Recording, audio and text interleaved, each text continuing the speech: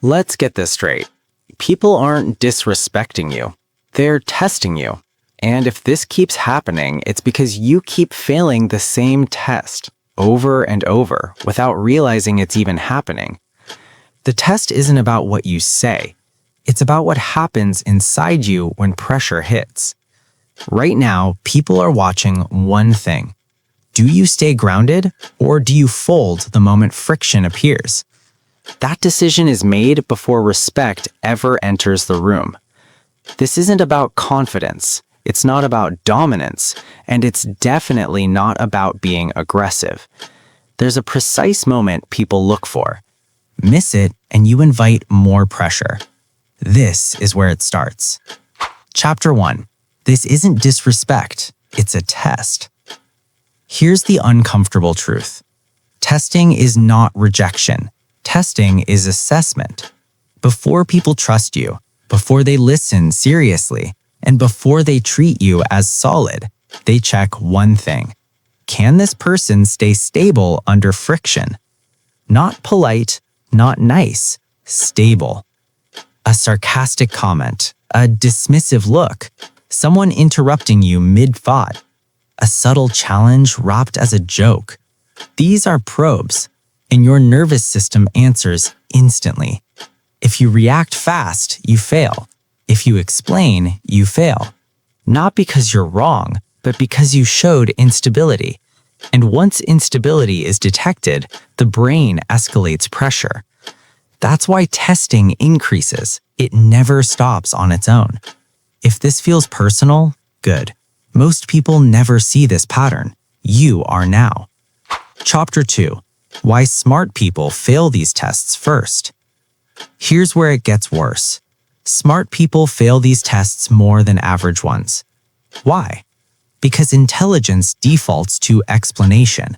You clarify, you justify, you reason, and you over-contextualize. But pressure doesn't respond to logic. It responds to state. The moment someone challenges you, their brain isn't listening to your words. It's scanning for one signal. Is this person calm or reactive? Explanation is reactive behavior. Even if you're right, you just lost leverage. You didn't say the wrong thing, you said it too quickly. That's where power leaks out. Chapter 3.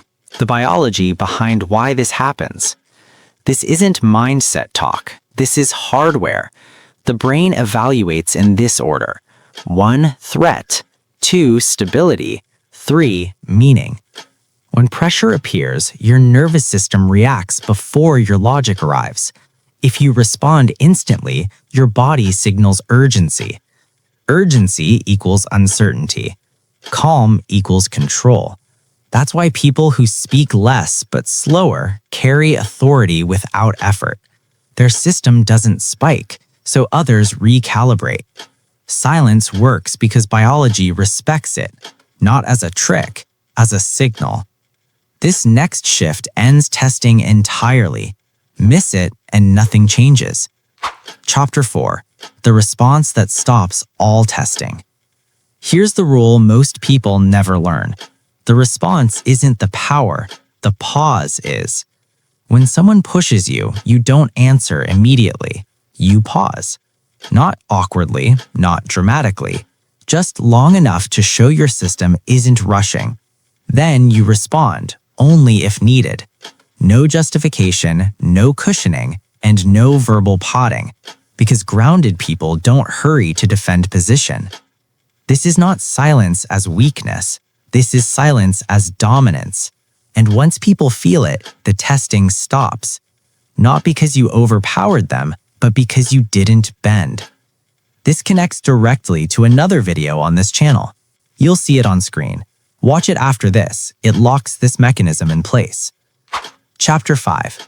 Every reaction trains people how to treat you. Here's what most people don't want to hear.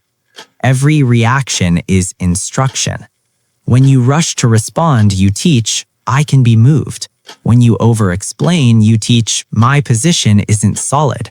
And the brain loves testing movable objects. People don't lean on walls, they lean on doors. If your emotional posture keeps shifting, pressure keeps coming. This isn't personal, it's mechanical. Once you stop reacting automatically, the environment adjusts. Most people never experience this because they never stop protecting themselves socially. If the same people keep pushing you, this is why. Next, here's how you reverse it permanently. Chapter 6. The identity shift that ends being tested. You don't need thicker skin, you don't need sharper comebacks, and you don't need to dominate rooms. You need one identity shift, from reactor to observer. Observers aren't passive, they're selective. They choose when to respond. They don't rush to dissolve tension. They let others sit with it. And that alone changes status, because people stop testing when they don't get instant feedback. This is where you stop being the easy target. Chapter 7. No one is coming to save you. Let's be clear. No one is coming to stop people from testing you. No one is going to give you authority. That part is on you. Every pause instead of reaction, you cast a vote. Every time you don't explain, you cast a vote. Every time you stay grounded under pressure, you cast a vote. Not for confidence, for stability. And stability is what people respect. If this feels uncomfortably accurate, top like. It helps this reach the right people. People don't keep testing leaders. They test uncertainty. So when pressure shows up, don't rush. Pause, ground, decide. That's the difference. If you want more clarity like this, subscribe. Share this with someone who keeps explaining themselves and doesn't know why it's costing them. Once you feel this shift, you won't unsee it.